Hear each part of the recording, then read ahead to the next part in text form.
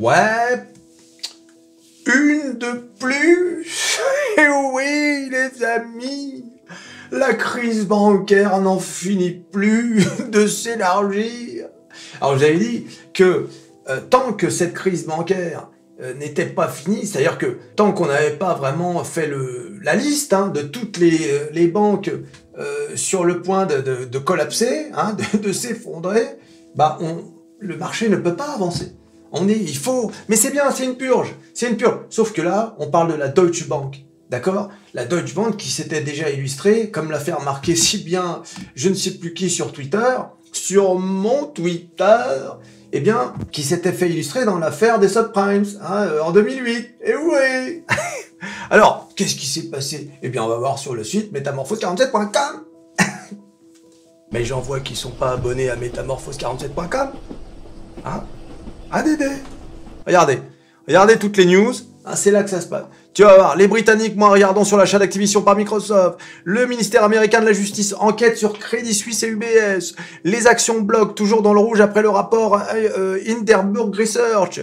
Et là, nous y allons, l'action Deutsche Bank chute lourdement à cause de... allons voir cet article. Aïe.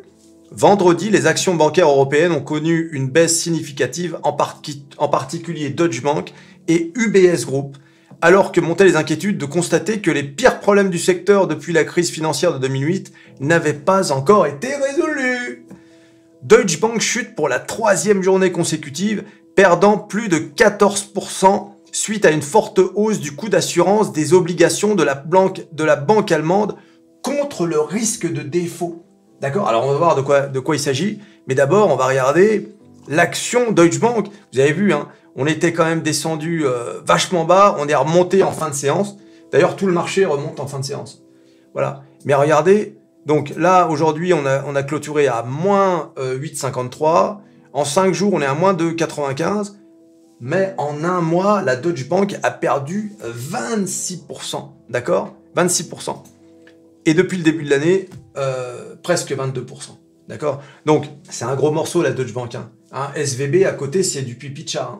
Si la Deutsche Bank s'effondre, alors là, je peux vous garantir que les répercussions seront absolument astronomiques. Et oui, mes amis! Aïe! Que fait Merkel? Bah non, c'est plus elle. Que fait Scholz? Alors? Mon grand! Aïe! Que fait Macron? Vous avez vu? Charles, la visite de Charles III annulée, par rapport à ma vidéo de ce matin. La vidéo de ce matin, comme ça vous a fait réagir, certains d'entre vous, là, détendez-vous les amis. 49.3. Alors, on passe là-dessus. Les actions de la Deutsche Bank ont chuté d'1/5 ce mois-ci.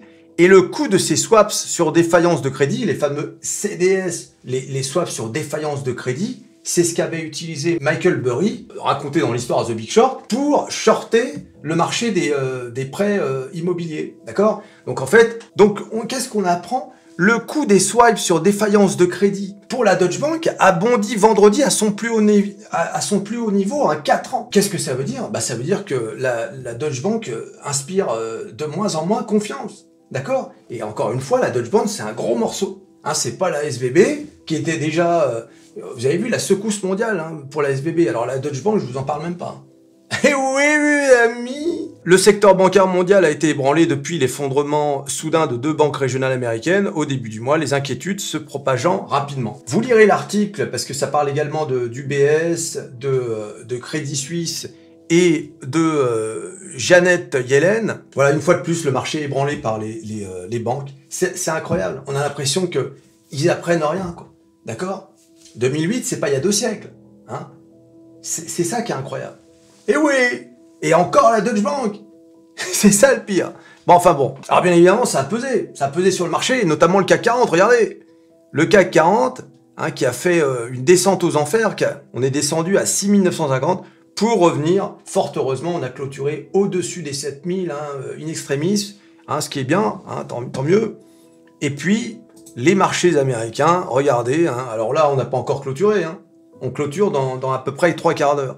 Donc le S&P 500, vous avez vu, on a tous démarré dans le rouge, Et là, ça remonte, ça remonte, ça remonte. Voilà, bon, bah, c'est comme ça. Qu'est-ce que vous voulez que je nous dise? Voilà, donc pour le moment, le marché se dit, ok, on va voir un peu comment ça se passe. Le marché s'attend à ce que certainement la BCE intervienne, tout comme la Fed est intervenue pour les banques américaines. De toute façon, c'est très simple. La Deutsche Bank, c'est too big to fail. Hein. Donc, c'est impossible qu'on la laisse s'effondrer. Hein. C'est vraiment, là, on est dans le too big to fail avec la Deutsche Bank. C'est l'équivalent d'une banque comme BNP Paribas ou ce genre de banque, hein, pour la France, quoi. Ce serait catastrophique. D'accord? Donc là, encore une mauvaise nouvelle qui fait que les marchés n'arrivent toujours pas à décoller. D'accord? Et je vous ai dit, tant que l'histoire des banques ne sera pas assainie, tant que tous les 4 matins, il y a une nouvelle banque dont on apprend qu'elle est dans le rouge, etc., il y aura toujours cette... Mais tu sens bien quand même que... Regarde bien. Normalement, une news comme ça aurait pu se faire s'écrouler le marché complètement. Mais comme le marché ne veut pas s'effondrer, tu sens bien que chaque fois, c'est un peu rattrapé, etc. Bullish, je vous le dis. L'année 2023 est l'année de l'oseille. Voilà. Allez, c'était une petite vidéo courte de fin de semaine. Bien sûr, il y en aura une nouvelle dans le week-end. Donc, tu t'abonnes, tu likes, tu partages, tu cliques sur Crédit Suisse, UBS, SVB ou la Deutsche Bank. Et on se revoit à la prochaine vidéo. Allez, salut!